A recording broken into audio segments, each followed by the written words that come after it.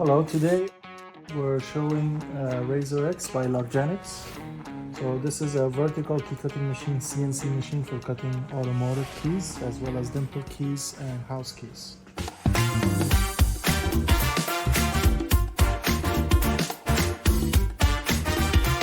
So it's an upgraded version and it has the electrical calibration, it's automatic calibration, as compared to so many brands that they do not have this option. So let's turn on the stage lights so that way you can see what you're doing. So to calibrate, I have already installed the milling cutter and the tracer at 2mm. So you bring down your milling cutter and the probe, and this handle has a function.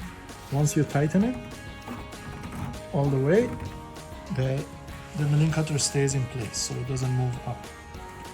Now you have the option, the knob here, so you have to first turn this button. Now it's activated. So make sure your stage in some, let's loosen this first. Make sure your stage is in your milling cutter and probe is on a flat area so you can properly calibrate it. So now using this knob, you're gonna turn because it will move the tracer closer to the stage once until you hear this beep and the solid green. That means this is calibrated. Both probe and the tracer are at the same level. So now once it's done,